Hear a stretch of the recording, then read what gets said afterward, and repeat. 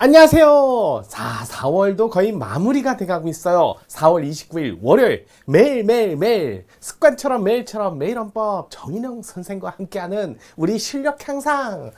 이젠 고난도 문제가 나와도 점점 자신감이 생기고 라고 저는 생각합니다. 여러분은 그렇게 생각하지 않을지 몰라도요. 자, 한낮은 덥고 아침 저녁은 좀 싸늘한 것 같아요. 감기 또 이렇게 계절 감기 잘 버티시고요. 잘 걸리지 마세요. 걸리도 빨리 약 먹고 나시길 바랄게요. 자, 그러면 오늘 문제도 넘어가야죠. 바로 가야죠. 바로 가볼까요? 자, 일단은 24년 법원직 5급 문제인데요. 법원직 5급이요. 40문제예요. 40문제. 여기는 아직까지도 뭐 이렇게 일반적인 내년부터 이제 피셋 들어온다 해갖고 마지막인 것 같아요. 40문제 오지선다. 어렵죠. 어려운데 우리 잘 한번 들어가 볼까요? 우리 가능해요. 자, 평등원칙 평등권 조문은 11조죠. 11조에는 평등권이라는 기본권이라든지 평등원칙이라는 얘기는 없어요. 명문으로 평등이라는 권리와 또는 평등원칙이라는 얘기는 없어요. 이런 규정은 없어요. 그런데도 불구하고 이거 당연히 포함된다, 인정한다 이렇게 해놓고요. 자, 이런 11조가 있는데도 불구하고 이렇게 따로따로 마련한 조문이 있죠. 24조에 선거권에서 평등할 거, 선거권에서 보평지비라는 자 따로 평등권을 두고 있고요. 마찬가지예요. 31조, 32조, 36조 이렇게 규정을 분명히 평등권이라는 여기는 자 기준도 예시고 범위도 예시잖아요. 성별, 종교, 사회적 신분, 정치, 종교, 사회, 문화 모든 영역에서 이렇게 나오잖아요. 그러니까 여기는 예시로 기준도 예시, 그 다음에 범위도 예시 이렇게 돼 있는데 굳이 범위나 기준을 다 예시로 해갖고 이걸 뭐란다? 포괄 규정 또는 일반 규정 이렇게 얘기하죠. 이렇게 두고 있는데도 불구하고 버젓이 두고 있는데도 이렇게 개별 규정을 헌법에 두고 있는 이유는 아무래도 조심해라 이런 뜻 아니겠어요? 여기 보니까 이런 영역에서는 이런 기준으로 이런 뜻이에요. 이런 영역에서는 따로 개별 영역이나 또는 개별 기준을 따로 마련한 거죠. 그러면 여기는 차별하지 마 이렇게 마련한 경우가 있고, 두 번째 아예 이분들은 너무나 힘든 분이니까 차별해 라고 해서 처우할 것을 이런 식으로 따로 개별 조문을 두는 거예요. 일반 조문이 있는데도 불구하고 이렇게 개별 조문을 두는 자체는 일반 조문보다도 따로 좀 더 조심해라 또는 이분들은 아예 차별을 적극적으로 해줘라 라는 뜻이에요. 그래서 여러분들이 많이 아시겠지만 이 차별을 하지 마라고 개별 영역을 뒀다는 것은 더 조심해라 이런 뜻이죠. 더 엄격히 봐라 이런 뜻이고, 그에 반해서 여기는 이분들은 적극적 처우를 해줘라 이 말은 뭐예요? 이분들은 도와줘라 이런 뜻이니까 차별하지 말라는 게 차별을 하라는 얘기잖아요. 그러니까 여기는 엄격히 해라가 아니라 조금 풀어서 완화해서 또는 입법자가 재량이 조금 넓어지는 거죠. 입법 재량이 여기가 조금 넓어진다는 거예요. 여기는 엄격히 하고 여기는 조금 그렇다고 뭐 많이 넓어지는 건 아니에요. 그렇다고 국회 입법 재량이 보니까 넓다 그런 건 얘기는 아닌데 좀 달리 본다는 거죠. 따라서 우리나라에서 평등권에 관한 심사를 하기 위해서 따로 이렇게 평등권이라는 기본권을 침해한다 침해하지 않는다는 판단을 하기 위해 필요한 평등원칙이라는 이 기준을 사용할 때는 여기서는 이 기준을 엄격히 사용하라는 거고, 여기서는 이 기준을 조금 완화해서 사용하라는 뜻이에요. 이 조문에서 나오는 거예요. 그게 아무래도 버젓이 11조를 두고 있는데 왜 24조, 31조, 32조, 36조를 따로 뒀을까? 읽어보니까 더 하지마 남녀 차별하지마, 선거권 차별하지마 이렇게 돼 있다는 거예요. 이거는 이 조항이 있는데 이걸 따로 둔 취지가 있을 거 아니에요. 이게 바로 개별 조항의 의미 아니겠어요? 버젓이 개별 조항이 있는데도 매번 11조 가서 찾으면 개별 조항이 공동화 현상이 발생하니까 개별 조항을 둔 취지가 의미가 없죠. 그래서 그거를 조금 더 살려두기 위해서는 엄격히 볼 때가 있고 완화해서 볼 때가 있다는 거예요. 그래서 여러분이 알고 있는 평등원칙에 관한 심사 기준인 비례원칙이라는 기준을, 같은 말이죠. 비례원칙이라는 기준, 원칙을 엄격하게 보겠다, 엄격한 심사로 보겠다, 심사로 하겠다 이런 뜻이고 같은 말이고, 자 그에 반해서 여기는 좀 차별을 해줘라, 이분들은 좀 도와줘라 라고 헌법에서 지시를 내렸으니까 여기는 비례원칙을 그대로 쓰는 게 아니라 비례원칙을 완화해서 완화된 심사를 하겠다 이렇게 표현을 하는 거야, 헌법재판소가. 그러니까 비례원칙 심사는 똑같아요. 어차피 헌법상 기본권 문제니까요. 이거 헌법상 기본권 문제니까 이거 전부 다 기본권에 관한 문제이기 때문에 여기도 기본권, 여기도 기본권에 관한 문제이기 때문에 비례원칙을 쓰는 건 맞지만 이 비례원칙을 쓸 때 이렇게 쓰는 방법이 좀 달라진다는 거죠. 거죠. 그래서 여러분들이 되게 힘들어했던 거예요. 그러면 아예 머릿속에 11조 있고 24조 있고 31조, 32조, 36조 이렇게 딱 요 정도만 암기하셔도 여러분 기본이 있어야 나중에 덧살을 붙이거나 눈덩이를 굴려갖고 눈사람을 만들 수 있는 거예요. 기본도 없이 그걸 스노우볼이라고 얘기하잖아요. 우리 스노우볼을 하나라도 갖고 있어야 그걸 굴려 딱 공부하면서 학습하면서 뭘 막 붙이면서 그 범위가 늘어나야 눈사람이 되듯이 여러분들 스노우볼은 반드시 갖고 계셔야 돼요. 평등권치 그러면 스노우볼 이거 꼭 생각하세요. 그러고 나서 다만 이제 요거 빨간색에 해당되는 게 뭐냐 라고 봤더니 읽어봤더니 32조 6항 정도만 아시면 될 것 같아요. 여기 자 국가유공자, 상위군경, 전몰군경 돌아가셨으니까 뭐가 나와야 돼요? 유가족이 나오셔야죠.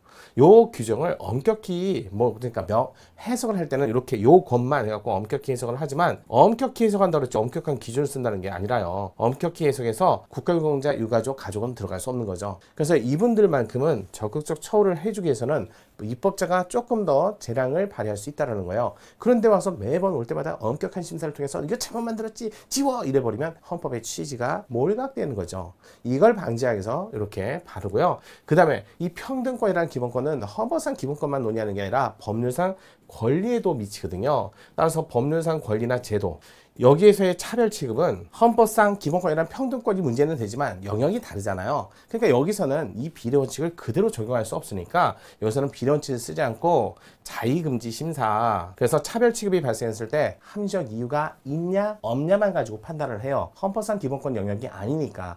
헌법상 기본권 영역이 아닌 데서 평등권이라는 기본권이 문제됐을 때요. 그래서 평등권은 고유한 영역이 없어요. 헌법상 기본권 영역에서도 평등권적 기본권, 법률상 제도나 권리 영역에서도 평등권적 기본권. 다른 신체유지의 같은 건 헌법상과 형사소송법이 나눠지는데 여기는 다르다는 거죠. 그러니까 이렇게 해서 조금 평등권이 아무것도 없는 것 같지만 내용적으로는 되게 어려운 내용이 포함되어 있어서 많은 분들이 힘들어하세요. 자, 그 상태에서 그럼 법률상 권리가 뭐 있고 제도는 뭐 있습니까? 그냥 주민의 권리 하나 정도 생각하고요. 제도는 여러분 많이 아시죠? 지방자치제도, 직업공무원 제도 이런 것들을 얘기하는 거니까요. 거기서 헌법에 써 있는 거 이외에 나머지는 법률상 권리라고 생각하시면 돼요. 그러니까 지방자치제도에서는 대표적인 게 주민의 권리는 헌법에 안 써 있잖아요. 그러니까 그런 데서는 입법 재량이 범위가 넓으니까 입법부가 웬만큼 했다 해서 그냥 엄격한 잣대로 들여갖고 법 잘못 만들었지 이렇게 판단하면 어차피 영역이 다른데요. 라고 해서 자의적인 이유 없이, 그러니까 함적 이유 없이 차별만 하지 마시라 이렇게 얘기하는 겁니다. 자, 이렇게 이론적인 조문적인 조문의 취지를 알고 나서 나머지 판례는 좀 개별적인 판례는 좀 암기하셔야 돼요. 그래서 자의금지 심사했던 대표적인 판례 여러분 아시죠? 제도 문제니까요. 병역제도. 남자는 병역 의무, 여자는 병역 의무 안 한다. 또 국가기관 뉴스 통신사 YP 연합 뉴스 통신사 사건 자의금지 심사 이런 좀 암기하시는 게 좋지 않을까요? 몇 개 안 돼요. 많이 있어요. 많이 있는데 시험에 나오는 건 그렇게 많은 내용으로 나오지 않아요. 자, 중원의 취소권자에 제1순위 상속권자가 빠진 것, 그것도 자의금지 심사. 이거 몇 개 안 되는 건 조금씩. 그래서 스노우볼을 만들고 자꾸 붙이시면 돼요. 그렇게 안 하시면 여러분 힘들어요. 자, 그럼 우리 문제 바로 또 풀어보도록 하겠습니다. 월요일부터 무거운 게 아니라 의미 있게 여러분한테 그래도 여러분의 소중한 시간을 제가 뺏는 그런 기분은 안 들어야 될 거 아니에요. 바로 볼게요. 평등원칙, 평등권에 관한 설명 중 옳은 것을 찾으세요. 자, 이거 기본권 파트 안에서도 평등 영역에 관한 문제였어요. 11조에 11조. 기본권 강론. 자, 1번 사업주가 제공하거나 그에 준하는 교통수단을 이용해서 출퇴근. 자, 이게 산재라는 개념이 시대가 좋아지고 국가가 점점 선진국으로 발전할수록 산재 범위가 넓어져야겠죠. 과거에 먹고 살기 힘든 시절 아시죠? 우리 아버님 세대 갖고 80년대 그때는 솔직히 산재라는 개념도 없었어요. 근데 이게 산재라는 개념이 점점 좋아지면서 이제는 근무를 하다가 발생한 피해만 산재가 아니라 출퇴근 과정에서도 발생한 피해도 산재로 본다는 거야. 이게 발전이 어느 날 갑자기 확 된 게 아니라요. 퇴근은 산재, 출근은 산재 안 됐다가 이제는 출퇴근 산재. 근데 문제가 출퇴근 산재인데 이게 기업에서 또는 회사에서 마련한 버스를 또는 회사에서 마련한 교통 수단을 이용해서 그래서 발생한 사고라면 산재를 이용해 주는데 그 수단을 사용할 수 없는 먼 거리 산다든지 아니 그 근처 집값이 너무 비싸서 글로 갈 수 없어서 어쩔 수 없이 대중교통을 이용하는 출퇴근자도 있을 거 아니에요. 근데 이 법에는 대중교통을 이용하는 분들은 또 산재가 안 된대요. 똑같이 출퇴근인데 이건 또 무슨 차별이에요? 분명히 똑같은 출퇴근인데 자, 회사에서 마련한 교통수단을 이용한 자와 대중교통을 이용하는 자를 달리 차별하는 경우가 생겼어요. 자, 이거요. 과연 헌법상 기본권 문제예요? 출퇴근인데요. 산재는요. 일종의 물론 사회보장 기본권 중에 하나에 들지만 법률에 의해서 형성되는 영역이기 때문에 법률상 권리로 봅니다. 자, 이렇게 해서 그러니까 법률상 권리가 아니라 사회적 기본권에 해당되는 법률로 형성되는 기본권 영역이에요. 그래서 이것도 마찬가지예요. 또 평등원칙 심사를 해봤는데 말이 안 되죠. 아니 교통수단을 이용하는 거, 대중교통수단을 이용하나, 회사에서 마련한 교통수단을 이용하나, 솔직히 말해서 회사에서 마련한 교통수단을 이용하지 않으면 뭐 산재가 안 되면, 나 그거 못하면 죽는 건가요? 그 말이 안 되잖아요. 이건 자의적이다. 합리적 이유가 없다. 잘 보세요. 사업주가 제공하거나 그의 주라는 교통수단을 이용해서 출퇴근하던 중 산업재해 보상보험 가입 근로자가 입은 재해를 업무상 재해로 인정하는 것과 달리 도보나 자기 소유의 교통수단 또는 대중교통수단 등을 이용해서 출퇴근하는 산재보험 가입 근로자가 사업주의 지배관리 아래 있다고 볼 수 없는 통상적인 경로 방법으로 출퇴근하던 중 입은 재해를 업무상 재해로 인정하지 않는 것은 아무래도 자의적 차별이다. 이것도 마찬가지 법률상 권리로서 인정되는 사회적 기본권이기 때문에 이런 얘기를 하는 거예요. 그래서 자의적 차별로 평등원칙에 반했다. 바로 1번이 맞는 지문이었습니다. 뭐 길게 갈 필요도 없었네요. 나머지 2번도 볼까요? 2번 일정한 범위의 공공기관 공기업으로 하여금 매년 정원의 100분의 3 15살에서 34세 이하의 자 35세 미만의 자 청년 우대하는 이 일시적인 잠시적인 혜택 이런 게 있었어요. 이 일시적 잠시적이에요. 이걸 통해서 달성하는 공익, 이 나이에 대해 걸리지 않은 사람들과의 차별 취급이 문제됐던 거죠.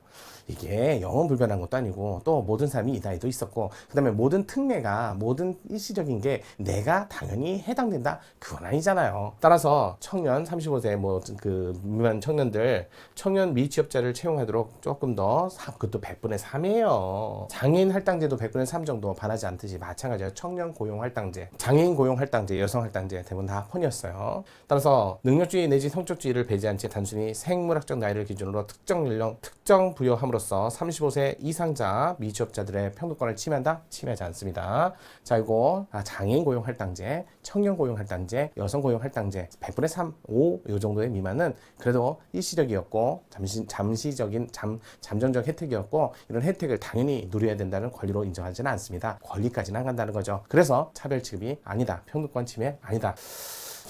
틀린 질문이었고요. 3번 대한민국 국적을 가지고 있는 영유아 중에 재외국민인 영유아를 보육료, 양육수단, 지원 대상에서 제외하는 보건복지부 지침, 국내 거주하면서 재외국민인 영유아를 양육하는 부모들을 합리적 이유 없이 차별하는 것이 아니다. 자, 일단은 이렇게 보셨어요. 합리적 이유 없이 차별하는 것은 아니다. 이것도 자주 나왔던 판례였어요. 아니 재외국민은 이 나라에 있던 외국에 있던 우리나라 국민은 맞잖아요. 이 재외국민이 이렇게 된 거예요. 외국에서 살 때가 있고 잠시 힘들어서 양육 차원에서 어린아이가 그래서 이제 장모님 밑에서 이렇게 갖고 아이하고 엄마가 갖고 귀국할 때가 있잖아요. 국내에 있을 때가 있다는 거예요. 어차피 외국에서 교육을 받을 때는 외국 교육이겠죠. 국내에서 교육을 받을 때는 국내 교육이겠죠. 그러니까 이런 거예요. 우리나라에서 외국에서 교육받는데 교육비까지 우리나라가 지원해 줄 필요가 있어요? 이건 지원을 안 해줘도, 왜냐면 외국 교육이잖아요. 하지만 국내에 잠시 들어와 있다면 재국민이라도 국내에서는 교육을 받는 건 국내 교육이잖아요. 그럼 여기는 지원을 해줘야 될 거 아니에요. 이렇게 된 거예요. 자, 대한민국 국적을 가지고 있는 영유아 중에 재국민인 영유아를 보육료, 보육수단, 지원 대상에서 제외한다. 이렇게 보면 되겠지. 이 둘을 분리해서 법이 안 돼 있다는 거예요. 보건복지부 지침은 국내에서 거주하면서 재국민 영유아를 양육하는 부모들의 합리적 이유 없이 차별하는 것이 아니다가 아니라 이건 차별하는 것이죠. 이 법에서는 요렇게만 구별을 해놨다는 거예요. 이런 구별을 두지 않고, 이런 구별을 안 두고 그냥 재국민으로서 영유아는 보육료에 관해서 지급을 안 한다. 그러니까 이런 차별이 생긴 요 두 분이, 이 두 분 다 여기에 들어가는데, 아니 이분 입장에서는 보호를 해줘야 되고 이분은 어차피 외국에서 교육을 받으니까 보호를 안 해줘야 되는데 그냥 둘 분 다 재국민이죠? 안 돼요. 이렇게 법을 만들면 합리적 이유 없이 차별이 되겠죠. 자, 또 보겠습니다. 4번 대한민국 국민인 남자에 한해서 병역, 아주 유명한 거예요. 자유금지 심사에서 반하지 않는다. 이거 23년도에도 판례가 나왔어요. 24년도에도 나왔고요. 합헌인 거는 원래 기속력이 없어요. 그러니까 합헌에 관한 기속력이 없으니까 이게 이제 계속 들어오는 거죠. 자, 부과하는 병역법 이렇게 나왔는데, 조항은 우리 헌법에 특별히 명시적으로 차별을 금지하는 사유인 성별을 기준으로 병역을 부과하는 것이므로 이 조항은 평등권을 침해하는 여부는 자유금지 심사가 아닌 엄격심사, 자유금지 심사로 판단해서 결국은 반하지 않는다라는, 올해도 합헌이다라고 판단을 했습니다. 심사 기준을 물었는데 엄격심사 기준은 아니었죠. 자, 그다음에 마지막 5번 지문도 볼게요. 혼인한 등록 의무자 모두 배우자가 아닌 본인, 직계, 존비속, 재산 등록, 공직자윤리법이 개정되었음에도 불구하고 개정 전에 공직자윤리법 조항에 따라 이미 배우자, 직계, 존비속 재산을 등록한 혼인한 여성의 의무자, 이게 문제였어요. 여성 등록 의무자는 종전과 동일하게 남성하고 여성을 또 차별하네요. 그것도 공직에, 요거 최근 판례기도 하고요. 한번 볼게요. 남성 공무원이었고요, 여성 공무원이었어요. 근데 구법 하에서는요, 남성 공무원의 자, 한마디로 배우자의 직계 좀비소, 배우자 좀비소. 그다음에 이분도 배우자 좀비소 재산 등록을 하라는 거죠. 근데 가만히 보니까 뭐 배우자의 좀비소까지 무슨 재산 등록을 해? 너무 심한 거 아니야? 그래서 신법을 하면서 배우자의 좀비속은 굳이 등록을 할 필요가 없다 이렇게 바꾼 거예요. 법을 개정했으면 둘 다 이제 안 해도 되겠구나. 근데 이미 등록한 여성 공무원의 배우자의 좀비속에 한해서는 계속 유지하라는 거죠. 이분은 하지 말라고 그러고 이건 무슨 법이 이래요? 또 이게 말이 안 되는 또 법을 만든 거죠. 그래서 개정 전에 자 이미 공직자윤리법상 자 이미 배우자의 좀비 속에 재산을 등록한 혼인한 여성의 등록 의무자는 종전과 동일하게 계속해서 배우자의 좀비 속에 재산을 등록하도록 규정한 공직자윤리법.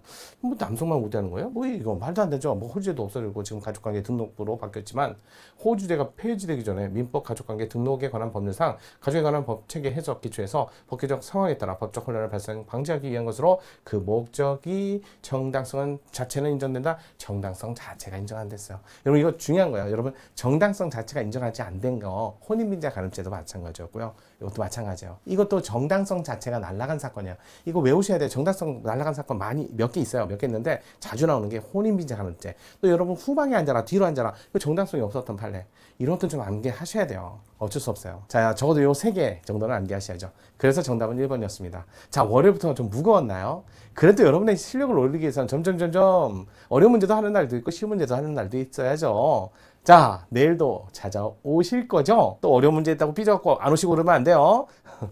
자, 내일 찾아뵙겠습니다. 감사합니다.